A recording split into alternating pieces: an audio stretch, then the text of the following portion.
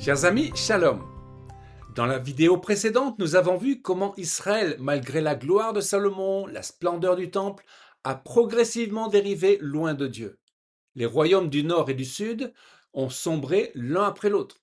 Samarie tombée en moins 722, puis Jérusalem et le temple détruits en moins 586 par Nebuchadnezzar. Le peuple est maintenant en exil à Babylone. Mais l'exil n'est pas la fin de l'histoire.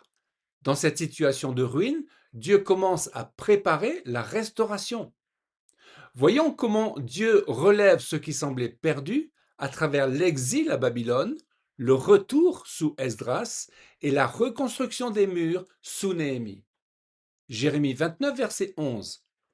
Car je connais les projets que j'ai formés sur vous, dit l'Éternel.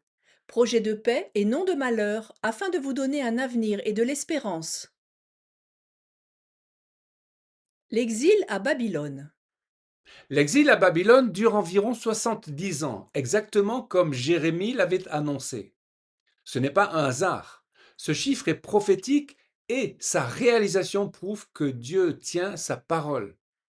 Babylone est la grande puissance de l'époque, une civilisation brillante, séduisante, orgueilleuse. Les enfants d'Israël exilés y sont confrontés à une tentation profonde, s'assimiler, oublier leur identité et abandonner leur Dieu. Et pourtant, dans cet exil, quelque chose de remarquable se produit. Une minorité fidèle maintient la flamme. Le prophète Ézéchiel, lui-même en exil, reçoit des visions extraordinaires. Il voit la gloire de Dieu quitter le temple, mais aussi la promesse d'un temple nouveau et d'une restauration. Daniel, en Perse, refuse de se souiller avec la nourriture du roi, et Dieu le bénit d'une sagesse incomparable. Ces hommes nous enseignent que la fidélité dans l'adversité est possible et qu'elle porte du fruit. Ézéchiel 36, verset 26. Je vous donnerai un cœur nouveau, et je mettrai en vous un esprit nouveau. J'ôterai de votre corps le cœur de pierre, et je vous donnerai un cœur de chair. L'exil est un temps de purification et un temps où Dieu parle à son peuple. Les synagogues naissent probablement durant cette période, car sans temple, le peuple apprend à se rassembler autour de la Torah, la parole de Dieu. Cyrus, instrument de Dieu. En moins 539, un événement bouleverse le monde. Cyrus, roi de Perse, conquiert Babylone, et ce roi, un étranger, un non-juif, va poser un acte qui va changer l'histoire d'Israël. Esdras 1, versets 2 à 3. Ainsi parle Cyrus, roi de Perse. L'Éternel, le Dieu des cieux, m'a donné tous les royaumes de la terre, et il m'a ordonné de lui bâtir une maison à Jérusalem en Juda. Quiconque d'entre vous appartient à son peuple, que son Dieu soit avec lui, et qu'il monte à Jérusalem.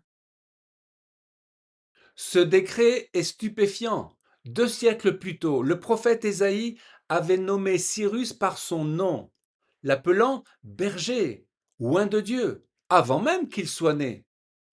La réalisation de cette prophétie est l'une des preuves les plus frappantes et de la souveraineté divine sur l'histoire. Alors, un premier groupe d'exilés revient sous la conduite de Zorobabel, 50 000 personnes. C'est un retour modeste, difficile. Jérusalem est en ruine et pourtant, il pose les fondations du nouveau temple. La restauration par la parole. Plusieurs décennies passent. Le temple est reconstruit, mais Israël reste fragile. Esdras entre alors en scène. Esdras est prêtre et scribe. C'est un homme de prière et un homme de la parole. Il revient de Babylone avec un second groupe d'exilés, chargé par le roi Artaxerxès d'enseigner la loi de Dieu. Esdras 7, verset 10. Esdras avait en effet appliqué son cœur à étudier la loi de l'Éternel, à la mettre en pratique et à en enseigner les prescriptions et les ordonnances en Israël. Esdras découvre avec douleur que le peuple s'est à nouveau mélangé avec les nations, au sens spirituel et littéral. Des mariages mixtes ont été contractés, introduisant des pratiques idolâtres. Et sa réaction, elle est saisissante. Il ne condamne pas cependant. Il intercède et s'identifie au péché du peuple. Esdras 9, verset 6.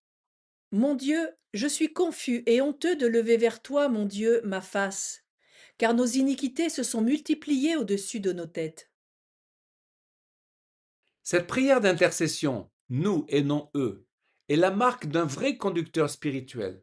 Esdras restaure non par la contrainte, mais par la repentance et le retour à la parole. Une lecture publique de la Torah pendant des heures provoque les pleurs du peuple. La parole de Dieu, reçue avec humilité, transforme et relève. Reconstruire les murs et un peuple. Néhémie, quant à lui, est à Suse, la capitale perse, en tant qu'échanson du roi Artaxercès. Il reçoit des nouvelles de Jérusalem, les murs sont en ruine, les portes sont brûlées. Et là, cet homme haut placé, dans le confort de la cour royale, pleure, jeûne et prie pendant plusieurs jours. Néhémie 1, verset 4. Lorsque j'entendis ces paroles, je m'assis, je pleurais, et je fus plusieurs jours dans le deuil, jeûnant et priant devant le Dieu des cieux. Puis Néhémie demande au roi la permission de rentrer à Jérusalem. Il y va avec une vision, un plan et surtout une certitude. Le Dieu des cieux nous accordera le succès. Il réunit le peuple, il organise le travail, et chaque famille reconstruit la portion de mur qui est en face de sa maison. Les opposants ne tardent pas. Sanballat, Tobia se moquent. Si un renard montait là-dessus, il renverserait leurs murailles de pierre. Les menaces, les ruses, la peur. Néhémie répond à chaque attaque de la même façon avec la prière et l'action. La truelle dans une main et l'épée de l'autre. Néhémie 4, verset 14. Ne les craignez pas, souvenez-vous du Seigneur, grand et redoutable, et combattez pour vos frères, vos fils et vos filles, vos femmes et vos maisons. Les murs de Jérusalem sont reconstruits en 52 jours. Quand les ennemis l'apprennent, ils sont abattus, car ils virent que cet ouvrage avait été exécuté par notre Dieu. Ce que Néhémie incarne, c'est l'alliance entre la prière et l'action. Il n'attend pas un miracle sans bouger. Il se lève, organise, encourage.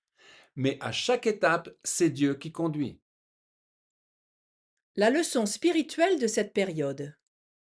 Ces trois livres, Esdras, Néhémie, Ézéchiel, nous parlent de restauration. Une restauration à travers des hommes fidèles qui croient que Dieu tient ses promesses. L'exil a semblé être la fin, mais Dieu avait dit par Jérémie que le peuple reviendrait, et il est revenu. Le temple a été détruit, mais Dieu a dit qu'il serait reconstruit.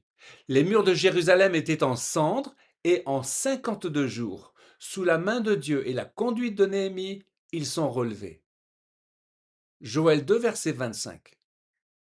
Je vous remplacerai les années qu'ont dévoré la sauterelle, le criquet, le ravageur et la chenille, ma grande armée que j'avais envoyée contre vous. De l'exil à Babylone jusqu'au retour, à la reconstruction du temple, au souffle des prophètes, jusqu'aux murailles rebâties. Cette période nous montre un Dieu qui ne renonce pas. Sa parole nous enseigne aussi que le renouveau d'un peuple passe toujours par le retour à la parole de Dieu. Esdras la lit, le peuple l'entend, pleure, et la joie revient. Néhémie 8, verset 10. Ne vous affligez pas, car la joie de l'Éternel est votre force. Et pour nous, cette histoire n'est pas terminée.